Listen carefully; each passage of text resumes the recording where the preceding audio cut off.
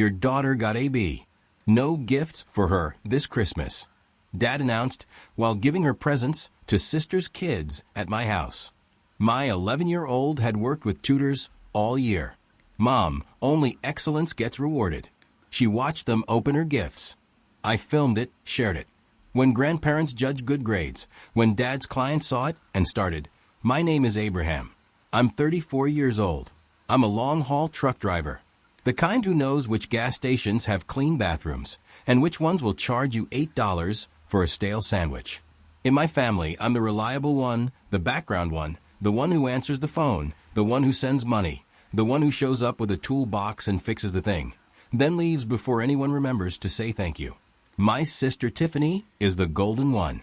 She's 32, loud, confident, always going through something, and somehow always gets rescued before she hits the ground. Her kids are treated like little royalty. Everyone rearranges their lives for them. Everyone claps for them. I have one kid, Mia. She's 11. Mia is the reason I grind through 12-hour drives and sleep in parking lots. She's the reason I keep my temper in check. She's the reason I bought a small house, even though I'm barely in it half the month. I wanted her to have one place that felt safe and predictable.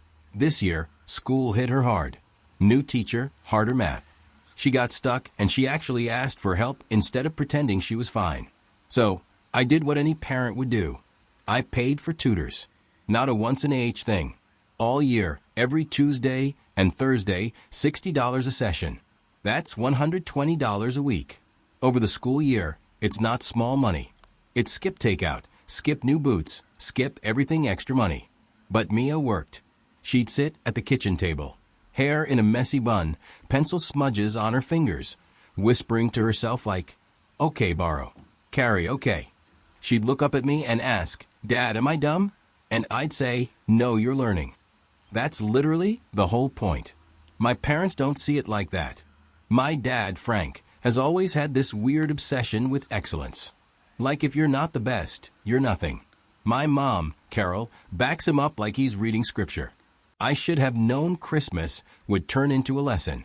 We hosted at my house because I'm usually on the road, and I wanted one year where Mia could wake up in her own bed and not feel like a guest in someone else's living room. I cooked. I cleaned. I put up the fake tree Mia picked out at Walmart because she said the ugly one looked friendly. My parents arrived 2 hours late. Tiffany arrived even later because of course she did. My dad walked in holding 3 gift bags and a box. He didn't even say hi to Mia. He said, "Where's the report card?" I laughed because I thought he was joking. He wasn't. Mia's shoulders tightened. She looked at me like, "Please don't let this be a thing." My mom smiled. That tight little smile she does when she thinks she's being classy while being cruel. "She got it right?" Mom asked. I said, "Yeah." She got a B in math and she worked her butt off for it. My dad's face changed, not angry, worse, disappointed, like she'd personally embarrassed him. He set the gift bags on my coffee table and said loud enough for everyone to hear, "Your daughter got a B, no gifts for her this Christmas." Then he picked up the bags again and walked them straight over to Tiffany's kids. Right there in my living room in my house, at the place where Mia was supposed to feel safe. Tiffany's son Braden yelled, "Yes," and started ripping tissue paper like it was a race. Tiffany's daughter, Leia, squealed and bounced on my couch with her shoes on. Mia didn't move. She just stared at the bags like she didn't understand what she was seeing. My mom patted Mia's shoulder like she was petting a dog and said, "Only excellence gets rewarded, honey." Mia blinked fast. Her mouth opened like she wanted to speak, then closed again. I felt this hot wave go through my chest. That feeling you get right before you say something you can't take back. But I didn't explode because Mia was watching. So I did the only thing I could think of in that moment. I pulled out my phone and I hit record. To understand why that moment wrecked me, you need the backstory. Growing up, I wasn't abused. I wasn't locked in a closet. Nothing like that. It was just constant comparison. Tiffany got praised for breathing. I got praised when it was convenient. If Tiffany brought home a C, my mom would say, "She's trying. School isn't her thing." If I brought home an A-, my dad would say, "Why not an A?" If Tiffany wanted dance classes, she got them. If I wanted to join a sports team, my dad would ask, "Who's paying for the gear?" So, at 15, I got a job. At 17, I was working weekends. At 18, I left home and never moved back. I became a truck driver because I didn't have the time or money to find myself. I needed a paycheck that could actually build something. And for a while it was fine. I kept my head down, worked, saved, built a life. Then I had Mia, her mom, and I didn't work out. No cheating drama. No screaming court battles. Just two people who realized they were better parents apart than together. We co-parent. We're civil. We show up for Mia. My parents, though, they treated Mia like she was a grade on a spreadsheet. They asked about her report cards more than they asked about her feelings. They'd send Tiffany's kids piles of stuff just because. Then tell Mia, "We'll see how you do this semester." I tried to ignore it. I tried to be the bigger person. I told myself, they're old. They don't mean harm. They're just weird about school. Then my dad started bringing his rules into my house. Last spring, Mia got sick and missed a few days. She had makeup work. She was stressed. She still did fine overall. My dad visited on one of my home weekends and saw her sitting at the table, frustrated, tapping her pencil. He said, "What's wrong with you?" Mia said quietly, "I'm stuck." My dad snorted. "Stuck? At 11? That's not stuck. That's lazy." I said, "Dad." He ignored me and told Mia, "When I was your age, I could do this in my head." Mia's eyes went shiny, but she didn't cry. She just nodded and stared at the paper. That night after they left, she asked me, "Does Grandpa think I'm stupid?" And I said, "Grandpa thinks everyone should be perfect because he can't handle real life. That's his problem, not yours." That's when I hired the Tutors. I didn't tell my parents at first because, honestly, I didn't want their opinions. But my mom found out anyway because Tiffany can sniff out money like a bloodhound. Tiffany called me one evening while I was parked at a rest stop eating beef jerky like it was dinner. She said, "So you're paying for Tutors?" I said, "Yeah." She laughed. "Must be nice." I said, "It's not nice. It's expensive, but Mia needs it." Tiffany's voice went sweet. Fake sweet. "Well, if you have extra money like that, Dad's been stressed. You could help him out or help me out." I said, "What do you mean help you out?" She went right into it. "Braden needs a new iPad for school, and Leia wants to do cheer. And you know cheer is so expensive. I actually looked around my truck like someone was filming. A prank."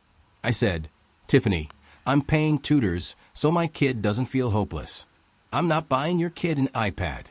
She got quiet, then snapped, "Wow. So you'll throw money at Mia, but not your niece and nephew." I said, "They have two parents." She said, "So does Mia." I just stared at my steering wheel. The audacity, like my child's education was throwing money, but her shopping list was family support. My parents backed her, of course. My dad called me 2 days later. He didn't ask how I was. Didn't ask about the road. He said, "You need to stop spoiling that girl." I said, "I'm not spoiling her. I'm supporting her." He said, "Tutors are for kids who are behind." I said, "Or for kids who want to learn better." He went, "MHM." Like I was saying something adorable and stupid. Then he said, "Tiffany told us you're spending a fortune. If you can afford that, you can afford to contribute more to the family." There it was. Not "I'm proud you're helping your daughter." Not "That's good parenting." Just "Where's my cut?" This had been building for years. I paid my parents' phone plan for almost 2 years because my dad forgot to pay it and they got shut off. I covered it so Mia could call them. I lent them $1,800 when Dad's business hit a slow patch. I paid for a family vacation deposit that mysteriously turned into Tiffany's rent. Every time it was framed like I was being a good son. Every time it felt like being an ATM with feelings. And I let it happen because I was trying to keep peace. I was trying to give Mia grandparents. I was trying to be the adult in the room. But the closer we got to Christmas, the weirder they got about Mia's grades. My mom started texting Mia directly. Stuff like, "Grandma can't wait to see your report card. Remember, gifts are for winners." Mia showed me the messages and said, "Is she joking?" And I said, "Sort of, but also no." Then my dad called a week before Christmas and said, "We'll be bringing gifts." I said, "Cool." He said, "For Tiffany's kids." I said, "And Mia?" He paused. Then he said, "Depends." I felt my jaw tighten. "Depends on what?" he said, like it was obvious. "Her grades." I said, "Dad, don't do that." He said, "Don't tell me how to raise kids." I said, "You're not raising her." "I am." He laughed. A short, sharp laugh. "We'll see how you feel when she's average." I wanted to scream. Instead, I said, "Just come be normal. It's one day." He said, "Excellence is normal." And then he hung up. So, yeah, by the time my dad said, "No gifts in my living room," it didn't come out of nowhere. It was the final cruel little cherry on top. And the worst part, he didn't even skip giving gifts. He just gave them to Tiffany's kids right in front of my daughter, like she was a lesson, like she was a warning label. Braden tore open a box and yelled, "New switch." Leia opened a bag and screamed, "OMG, a Stanley Cup." Tiffany clapped her hands like her kids had just won the Olympics. "Oh my God, Dad, you're the best," she said. My mom leaned toward Mia and said, "See motivation." Mia's face went blank in that way kids do when they're trying not to cry in front of people. I looked at my dad and said calmly, "Frank, pick those up." He didn't even look at me. He said, "They're already opened." I said, "I don't care. Pick them up." Tiffany's head snapped toward me. "Excuse me." I said, "This is my house. You don't get to humiliate my kid in my house." My dad finally looked at me, eyes cold. "Then teach your kid to earn it." Mia flinched. Actually flinched like his words were a slap. That's when something in me went quiet. Not rage, not yelling, just this cold clarity. I said, "Mia, go to your room for a minute, okay?" She whispered, "Dad." I said, "Please." She stood up slowly and walked down the hallway. I heard her door close. The room got tense. Tiffany said, "Wow, you're really doing this right now." My dad sat down like he owned the couch. "Yes, we are." My mom said, "Abraham, don't make a scene." I stared at her. "I'm not making a scene." My dad waved a hand toward the ripped wrapping paper. "She got a B. A B is not a reward grade." I said, "You mean the B she got after months of work and tutors I paid for?" My mom shrugged. "If you had to pay for tutors, maybe she's not trying hard enough." I laughed. One single laugh. No humor in it.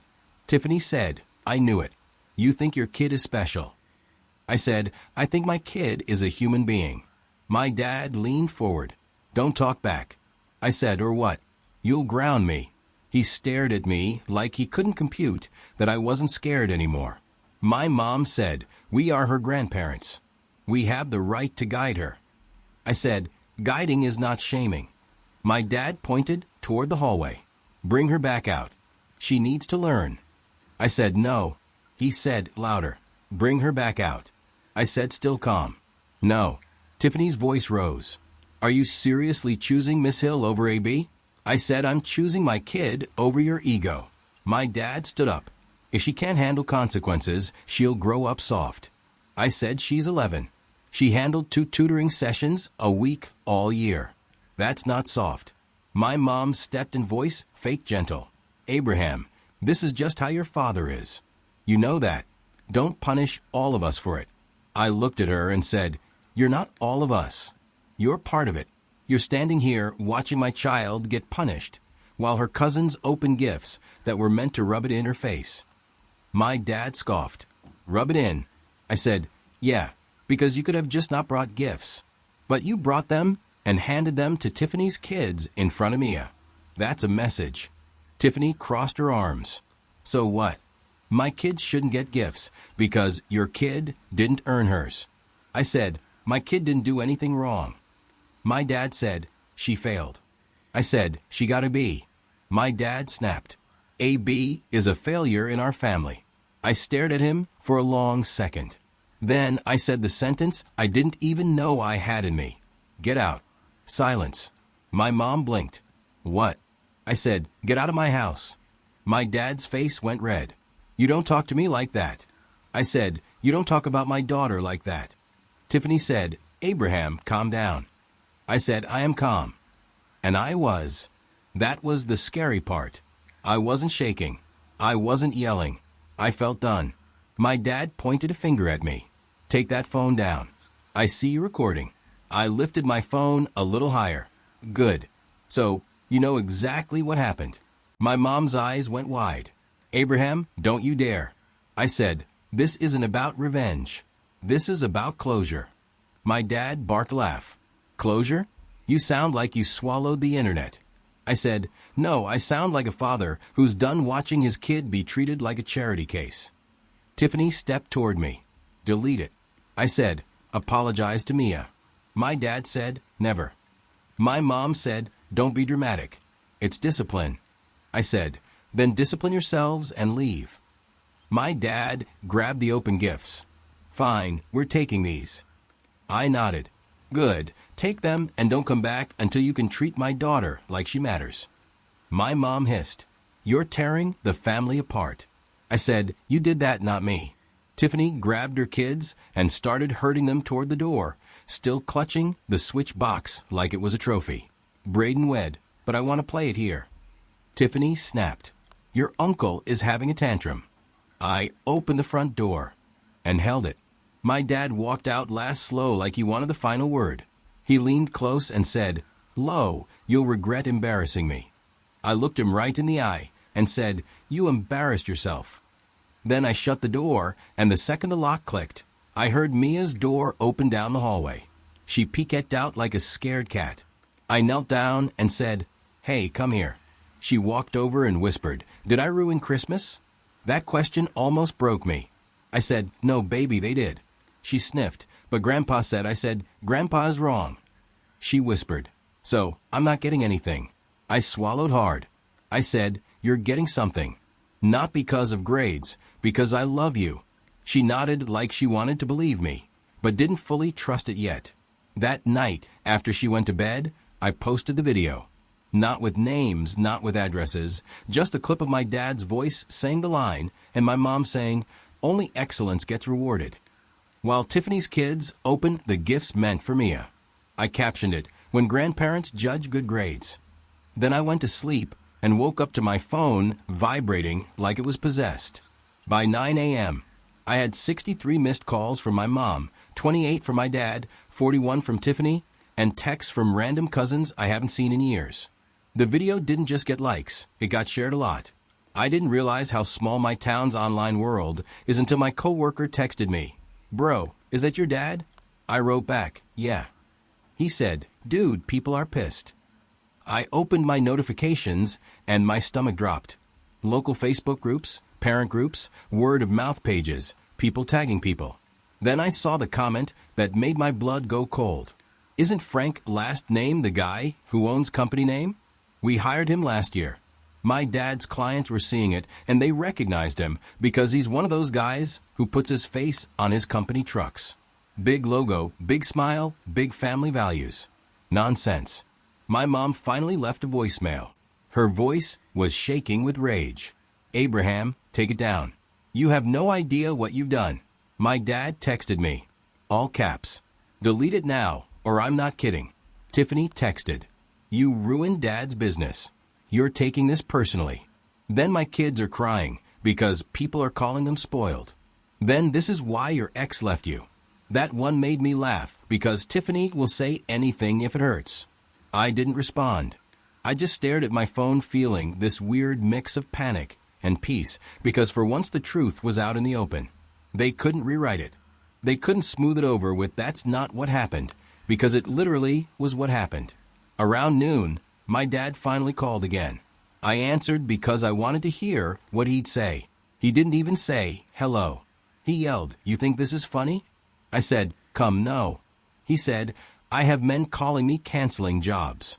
I said, that sounds like consequences. He exploded. You set me up. I said, you did it in my living room. He said, you filmed me like I'm some monster.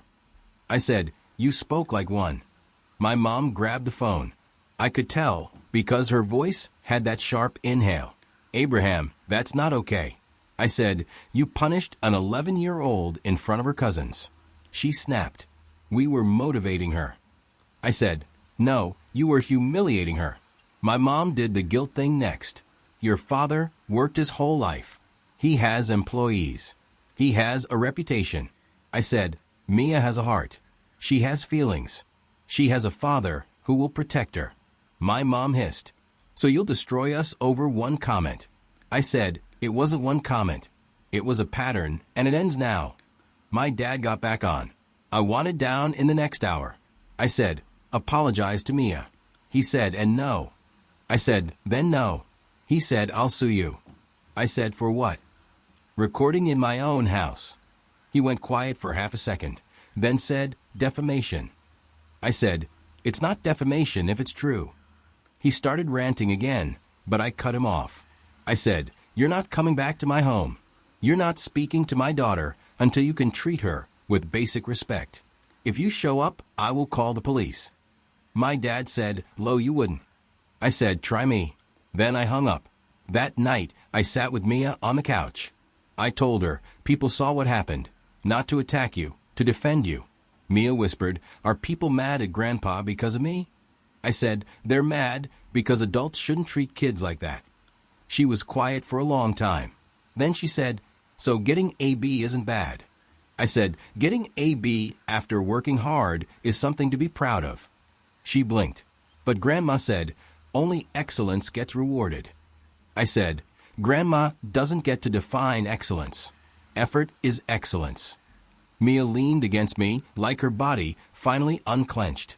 2 days later, Tiffany showed up at my door. I was home between runs. I saw her through the window, and my stomach tightened. I didn't open the door. I spoke through it. "What do you want?" She screamed, "Open up." I said, "No." She yelled, "You humiliated us." I said, "You humiliated my kid." She said, "Dad lost 2 big contracts." 2. Do you know what that means? I said, "It means he should have been nicer to an 11-year-old. She shouted, "You owe him." I almost laughed. "I owe him." She said, "You started this. Fix it." I said, "He started it in my living room." She slammed her hand on my door. "He's your father." I said, "And Mia is my daughter." She went quiet, then tried a different angle. Her voice dropped to fake sad. "Abraham, you always hated me." I said, "This isn't about you." She said, "It is. You're jealous. You always have been." I said, "I'm not jealous. I'm tired." Tiffany's voice got hard again. "You have money. You have that house. You're always acting like you're some hero because you drive a truck." I said, "I drive a truck so my kid can have a stable life." She sneered. "Then be stable and take the video down." I said, "Not until Dad apologizes to Mia." Tiffany stared at the door like she wanted to burn it down with her eyes. Then she said something that told me everything. "Fine. How much?" I paused. "How much?" "What?" "How much for you to delete it?" She said like she was negotiating a used car. I felt my throat tighten. I said, "You think this is about money?" She snapped. "Everything is about money." I said, "No, this is about respect." She rolled her eyes so hard I could practically hear it. "Respect doesn't pay bills," she said. I said, "Then tell Dad to stop acting like a bully on camera." She stormed off, and yes, it got worse. My dad's business started taking hits. People left reviews. Old customers wrote stuff like, "If he treats kids like that, imagine how he treats clients." My mom started calling extended family like a crisis hotline. Then I got texts from my aunt. "Your mother is heartbroken." From my cousin, "Frank is having chest pains." From my grandma, "Why are you doing this to your father on Christmas?" Not one person said, "How is Mia?" That was the most depressing part. So I made a decision. I didn't argue with every message. I sent one response to all of them. My daughter was shamed in my home until my parents apologized to her. There is nothing to discuss. Then I muted my phone. I started doing something I should have done years ago. I protected my peace. I also protected my kid. I blocked my parents and Tiffany on Mia's phone. I told Mia's teacher privately that family drama was happening and to let me know if Mia seemed off. And I got Mia a small gift that had nothing to do with grades. A little necklace with her initial, nothing fancy. $35. She opened it and whispered, "I thought I didn't deserve gifts." I said, "You don't earn love with numbers." She held it like it was fragile, like she didn't trust it to be real. That's when I knew I couldn't go back to keeping the peace, because peace was just Mia learning she had to be perfect to be loved. And I refused to raise my daughter in that kind of cage. A week later, my dad emailed me from a new address. "No greeting. Just take it down. You've made your point." I stared at it for a long time. Then I replied with 3 sentences. "You will not speak to my daughter like that again. You will not punish her in front of other children again. If you want a relationship with us, you will apologize to Mia directly." My mom sent a separate email. We did what was best. I didn't respond because that wasn't an apology. That was a justification. And I'm done negotiating reality with people who refuse to see it. This is what I did instead. I stopped paying their phone plan. I stopped taking their calls. I stopped hosting them. And I told Mia, clearly, your worth is not your grades. Your worth is who you are. On Christmas morning, it was just me and her in the house. No tests, no report cards, no prove it. We made pancakes. We watched dumb movies. We wore pajamas until noon. Mia laughed like real laughter, not nervous laughter. She looked at me and said, "This feels calm." And I said, "That's what it's supposed to feel like." Later that night, she asked, "Do you miss Grandma and Grandpa?" I thought about the version of them I wanted them to be. About the grandparents Mia deserved but didn't get. I said, "I miss what I hoped they could be." Mia nodded like she understood. Then she said, "I'm glad you picked me." That's the moral right there. Sometimes family is just a word people use to demand access to you. Sometimes excellence is just a weapon. And sometimes the most loving thing you can do is draw a hard line and say, "You don't get to hurt my child to feel powerful." Not in my house. Not in my life. Not ever. Grandparents turn school performance into a test of deserving love, giving all the gifts to the cousins, and using Mia's B as an excuse. Her dad finally chose his daughter's peace over family expectations and stepped back. This story teaches us that a child's worth is not defined by grades, that real support must come with respect, and that a parent's first responsibility is their child's well-being.